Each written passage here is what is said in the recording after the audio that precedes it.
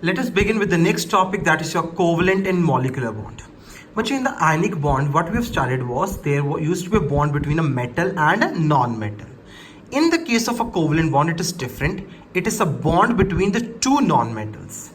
Now, what is non-metal? You know that non-metals are those which have 5, 6 or 7 valence electrons. But there are two exceptions. One is your carbon and one is your hydrogen. Carbon has 4 valence electrons and hydrogen has 1 valence electron. And these are also your non-metals. They do not believe in the loss of electrons. So what they do is they share. Either they share one pair of electrons or they share 2 or 3. Clear?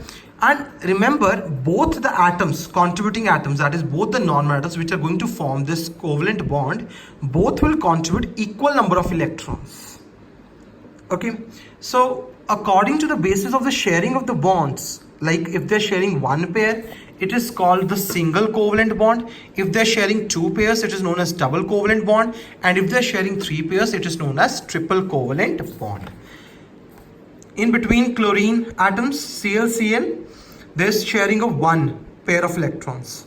In HCl also 1 pair. Water also 1 pair.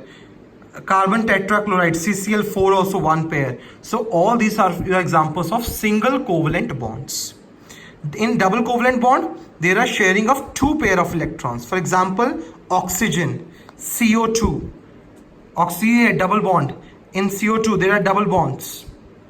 And then in triple bond, you can take the example of nitrogen, that is sharing of 3 pair of electrons, that is N triple bond N here. Now there are some organic compounds also, but there is a chapter organic chemistry, last chapter 12 number, so which we'll be studying. There are 2 compounds like ethene. For example, they have taken ethene is C2H4. Here it is a combination. See here it's a double bond also, and here are 4 single bonds also. Then you can take the example of ethyne, that is C2H2. See here there is a 1 triple bond between them and 2 single covalent bonds are there. Now what is covalency? Covalency is the number of electrons taking part in the formation of shared pairs. For example, like in oxygen there are 2 electrons, so its covalency is 2. In nitrogen it is 3, that's why it is forming triple bond in the case of nitrogen. So its covalency is 3. Same way carbon's covalency is 4 because it will undergo 4 bonds. For example, you can take this one. See here, methane, CH4. See 1, 2, 3, 4. Is it clear to everyone? Next your topic is your non-polar and polar covalent compounds. I find that many students feel it a little strange or difficult, but it's the most easiest topic here. But you remember, what happens is, if covalent compounds are said to be then non-polar when the shared pair of electrons are equally distributed between the 2 atoms. बच्चे मैंने आपको शायद बताया था, आपको याद होगा HCl का जब हमने स्टार्टिंग करा था, क्योंकि Cl जो है इट इज़ मोर इलेक्ट्रोनेगेटिव, तो ये क्या करता है, इस बॉन्ड को अपनी तरफ अट्रैक्ट करता है, खींचता है इस बॉन्ड को अपनी तरफ. तो बच्चे ये क्या आपका पोलर है, this is the your polar covalent compound. Is it clear बच्चे? लेकिन नॉन पोलर में क्या होता है, ये जो आपकी जो शेयर्ड पेयर ऑफ इलेक्ट्रॉन्स है ये इक्वली डिस्ट्रीब्यूट है बिटवीन द 2 एटम्स. अगर मान लो बच्चे मैं दोनों तरफ ही क्लोरीन ले लेता हूँ, सिंगल बॉन्ड है, अब क्या होगा, ये भी इक्वली डिस्ट्रीब्यूट होगा, तो this is what, this is your non polar compound. HH ले लो, ठीक है, ऑक्सीजन का ले लो आप अगेन. बट बच्चे जरूरी नहीं है कि दोनों एटम सिमिलर होंगे तो ही आपका वो कोवलेंट कंपाउंड नॉन पोलर होगा. अब मैं आपको एक और एग्जांपल लेके जा रहा हूँ. Let us take the example of बच्चे CH4. ओके, सपोज C, ये H, that is your methane CH4. बच्चे C की इलेक्ट्रोनेगेटिविटी होती है 2.5, H की होती है 2.1, तो ज़्यादा डिफरेंस तो नहीं है. तो इसका मतलब ये क्या होगा, ये इक्वली शेयर होगा. उतना भी इक्वली शेयर नहीं, लेकिन फिर भी है, मतलब इक्वली शेयर होगा. तो ये भी आपका एग्जाम्पल किसका हुआ बच्चे, ये भी आपका नॉन पोलर का एग्जाम्पल हुआ. इज इट क्लियर बच्चे? उसके बाद है आपको क्या प्रॉपर्टीज क्या गी हैं, गिवन है these compounds do not ionise in water due to lack of charge separation. आपको पता है बच्चे, अगर ये अपनी तरफ अट्रैक्ट करेगा तो इसके ऊपर स्लाइटली क्या आएगा, नेगेटिव, इसके ऊपर स्लाइटली पॉजिटिव। लेकिन जब ये अट्रैक्ट करेगा नहीं एक दूसरे को अपनी तरफ, क्योंकि वो इक्वली शेयर करेगा बीच में, तो उसकी वजह से चार्ज सेपरेशन की कमी होती है, लैक होता है, जिसकी वजह से ये वाटर में आयनाइज नहीं करते।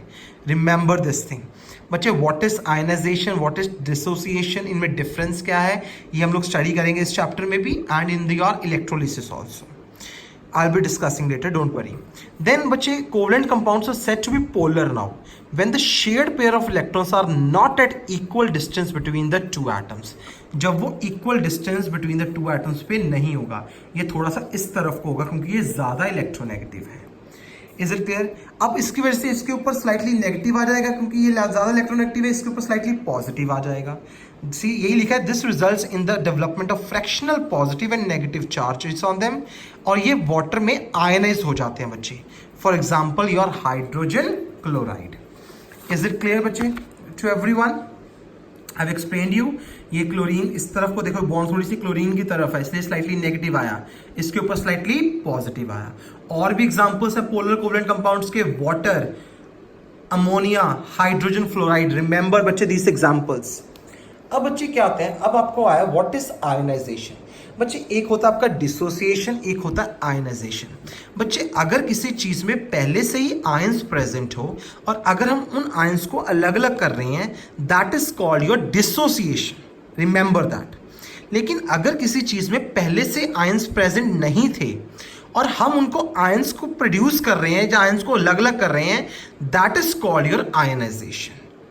आई गेस इट इज क्लियर। अब बच्चे इसमें पहले आयंस नहीं थे, ये हमारे ये क्या है, एक कोवलेंट कंपाउंड है बच्चे, इसमें मॉलिक्यूल्स होते हैं। तो अब कोवलेंट कंपाउंड्स को हम लोग आयंस में कन्वर्ट कर रहे हैं, तो उस प्रोसेस को हम क्या बोलते हैं, आयनाइजेशन। आई रिपीट, जिसमें पहले से ही आयंस प्रेजेंट होते हैं, हम बस आयंस को अलग अलग करते हैं, दैट इज योर डिसोसिएशन। जिसमें हम आयंस को प्रोड्यूस कर रहे हैं, आयंस पहले नहीं थे उसमें, that is called your ionisation. उसके बाद बच्चे कहते हैं जितना ज्यादा इलेक्ट्रोनेगेटिविटी डिफरेंस होगा उतना ही ज्यादा वो पोलर नेचर होगा उसका। ओके और अगर मान लो इलेक्ट्रोनेगेटिविटी सेम है, तो हमने अभी स्टडी किया था, तो वो क्या होगा, नॉन पोलर होगा। और अगर स्लाइटली डिफरेंट है, थोड़ी बहुत अलग इलेक्ट्रोनेगेटिविटी है, तो वो क्या होगा बच्चे, पोलर होगा। लेकिन अगर बहुत ज्यादा इलेक्ट्रोनेगेटिविटी डिफरेंस है, तो वो आपका क्या हो जाएगा बच्चे, आयनिक हो जाएगा वो। और अभी हमने जैसे ये पोलर वाला करा था, इसके ऊपर देखो स्लाइटली नेगेटिव भी है, स्लाइटली पॉजिटिव चार्ज भी है। तो यही वो कह रहे हैं, वो मॉलिक्यूल जिसके ऊपर दोनों होते हैं, स्लाइट पॉजिटिव भी होता है, स्लाइट नेगेटिव चार्ज भी होता है, हम उसको बोलते हैं dipole molecule. Such type of molecules are called your dipole molecules. That means जितने भी पोलर कोवलेंट मॉलिक्यूल्स हैं, all are your dipole molecules. Now what are the conditions for the formation of covalent bond बच्चे?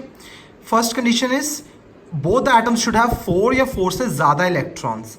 लेकिन जो hydrogen का हमने करा था, या बेरिलियम, बोरॉन, एल्यूमिनियम, इसमें एक्सेप्शन, जैसे हाइड्रोजन में सिर्फ 1 ही होते हैं, ठीक है। कार्बन इसी में आ गई क्योंकि उन्होंने बोला 4 या 4 से ज्यादा इलेक्ट्रॉन्स। देन दोनों की इलेक्ट्रोनेगेटिविटी हाई होनी चाहिए बच्चे, इलेक्ट्रॉन एफिनिटी भी हाई होनी चाहिए, और आयनाइजेशन एनर्जी भी हाई होनी चाहिए। देन द इलेक्ट्रोनेगेटिविटी डिफरेंस, जो इलेक्ट्रोनेगेटिविटी डिफरेंस है, हाई तो होगा दोनों का, लेकिन दोनों में जो डिफरेंस है वो या तो निग्लिजिबल या जीरो, मतलब होना ही नहीं चाहिए, या बहुत कम डिफरेंस होना चाहिए, दोनों आपके जो एटम्स कंबाइन कर रहे हैं। I guess the conditions are also clear to everyone now.